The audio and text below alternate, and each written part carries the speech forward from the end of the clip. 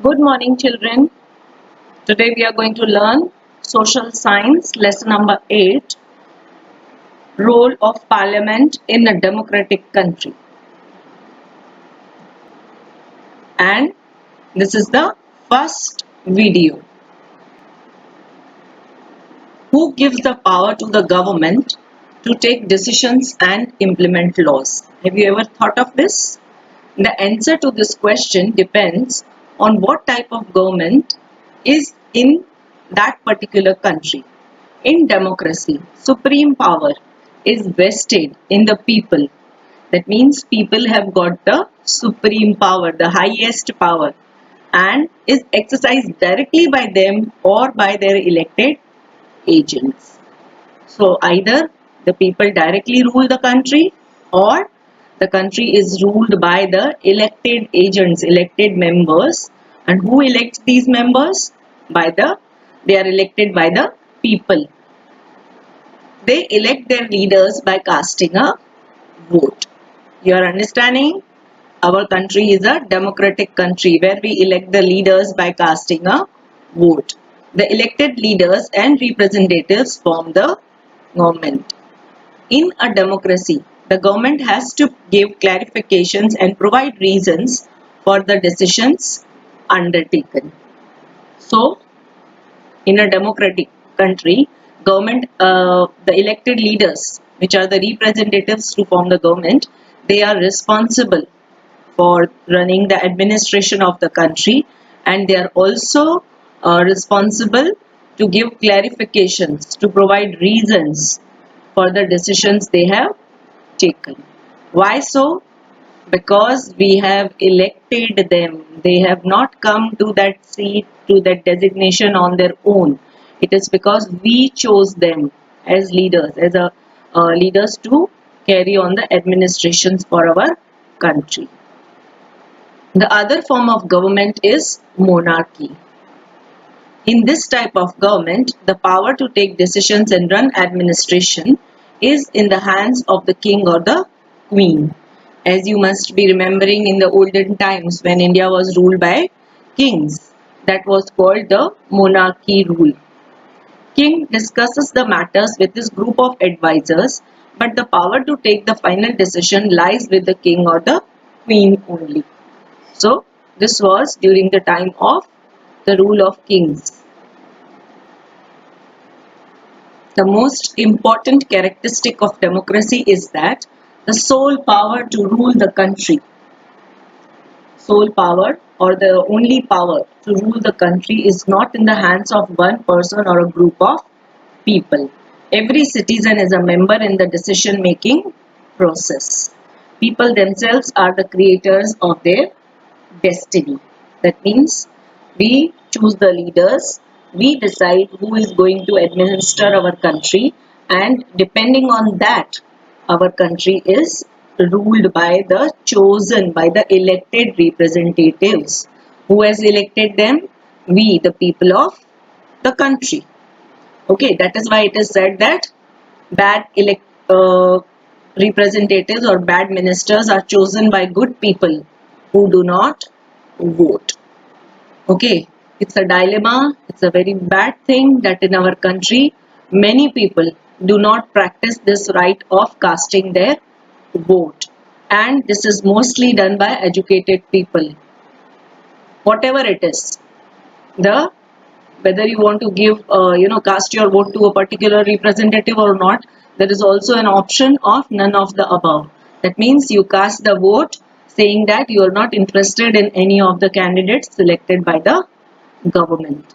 Okay, so in short, in a democracy, to run the administration smoothly, it is every citizen's right and also duty to choose, to elect a representative which he or she thinks that is going to rule our country in a best way. Okay. Now the word for democracy in Gujarati is Lokshahi. Lokshahi means logo ki shahi, logon ki rule. Democratic government is for the people. It means the welfare of the people is the main aim of the government. Democracy is run by people as the representatives elected by the people run the administration.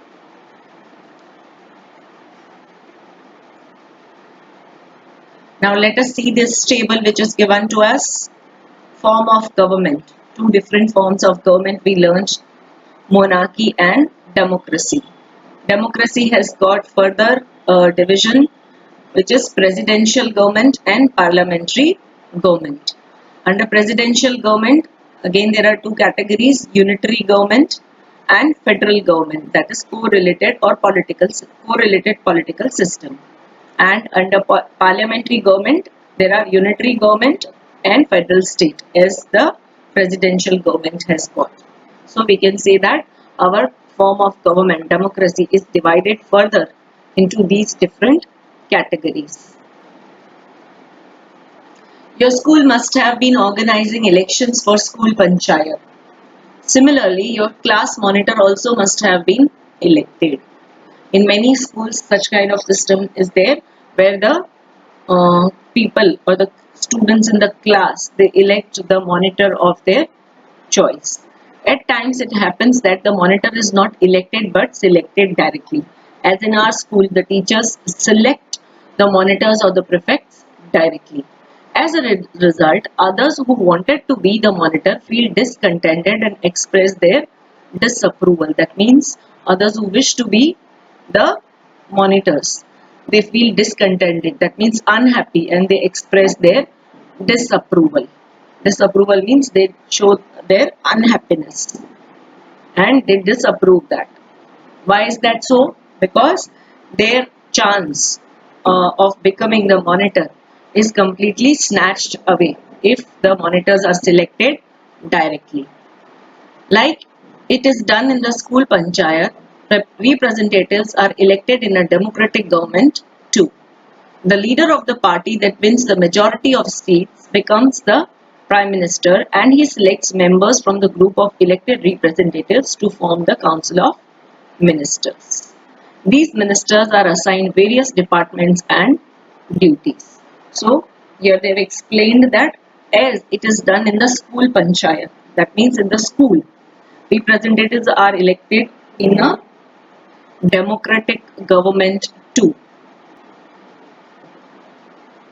The leader of the party that wins the majority of seats, that means the leader who has won, the means many citizens have casted their vote to a particular leader, to a particular person. He becomes the leader, that party wins, and the leader of that party, okay, becomes the prime minister, and he selects members from the group of elected representatives to form the council of ministers. So the leader of the winning party, जिस party को सबसे ज़्यादा vote मिला, for example now Bhajap has won in many states in India. So leader of that party, which is Bhajap ka leader is Mr. Narendra Modi. He is the prime minister, and he will select the members from his group, okay, which are elected, again elected from the state, to form the council of ministers. What is the meaning of council of ministers? It means the group of ministers who will govern our country. These ministers are assigned various departments and duties. So these ministers are given various tasks to complete. Different duties are allotted to them.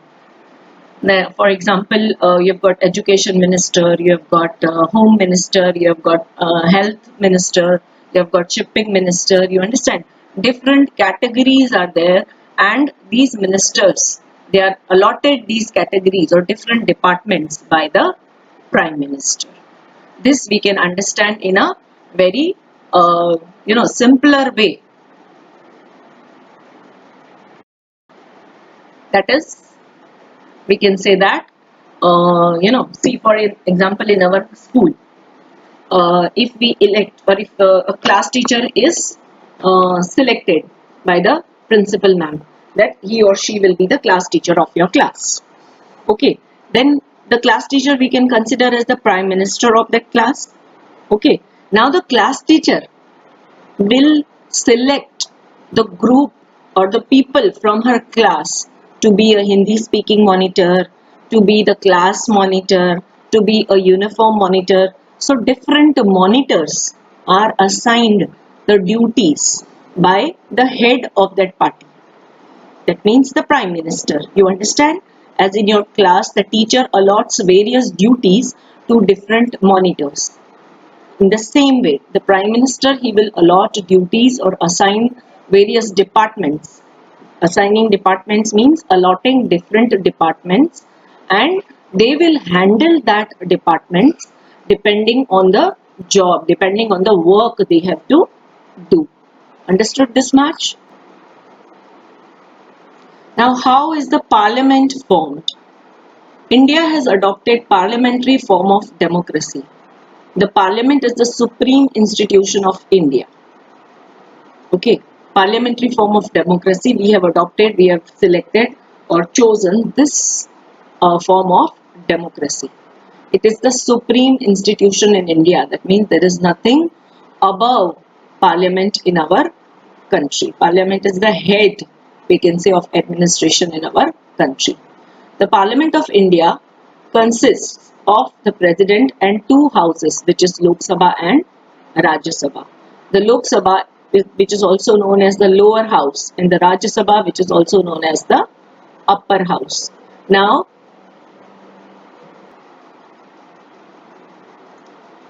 the Parliament is divided in three sections, which is Lok Sabha. I mean, the President takes care of the Lok Sabha and the Rajya Sabha. He is the head of that. Uh, President is the head of the parliament. Now in Lok Sabha, there are total 545 seats, out of which 26 seats are for Gujarat. Rajya Sabha has got 250 members, out of which 11 seats are for Gujarat. The Indian Parliament, formed post-independence, is the symbol of trust of the people of India. The main features of decision making in a democracy are people's consent and their participation. Now, Indian Parliament, when was it formed? Obviously, after the Britishers left our country. That means post-independence, after independence.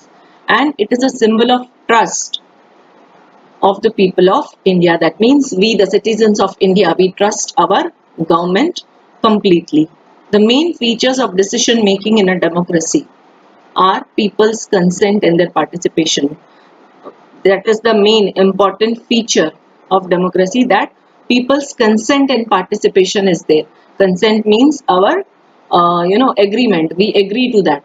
And participation, that means we don't directly, all of us, all whole of the population of India go to the parliament, but who participates in the parliament? The elected members जिनको हमने vote किया, those representatives, they participate in the parliament.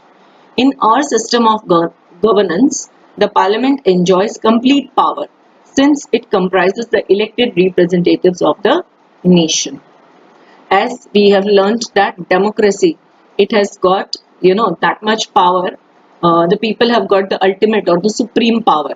So here, the representatives of the nation, they enjoy the complete power. Why so? Because they are elected members. Who elected them? We, the people of India. We can say they are our, eyes and mouth. We all cannot go and, put our point or, ask the government to do whatever we wish. So, they are our elected representatives who know that what problems we are going through, and they will help us. They will put that point in the parliament, they will raise that point in the parliament, so that we can, all our problems and grievances can be sorted out. For example, if, there is a gutter line which is open outside your house, and it is very stinking smell aa rahi hai usme se, but you cannot go all the way to the parliament to complain that मेरे घर के बाहर gutter line टूटी हुई है, और मेरे घर के बाहर के roads टूटे हुए हैं, so please help us out, or repair the roads. We cannot, all of us cannot go to the parliament. Whom will we complain to? We will complain to the person whom we have elected. जो भी है हमारी area का representative, we will complain to that person, and if it is in his powers, अगर उसके पास powers है उसको repair करने का, उसको बनवाने का, he will definitely do that. If it is not in his powers, suppose it is under the state government's power or the nation's power or the central government's power, he will put that point in the parliament, raise that point in the parliament, and then decision can be taken regarding that. Understood? That's why it is called that in democracy people have got the ultimate or supreme power. We also have got the power to reject a government. Suppose if we elected a person, elected member, and we are not happy or we are not satisfied with his way of ruling, his way of carrying out the administration, we definitely have got the right to reject that. So understood this much, children? I hope you understood this chapter till now. Stay home, stay safe. Thank you so much, everyone.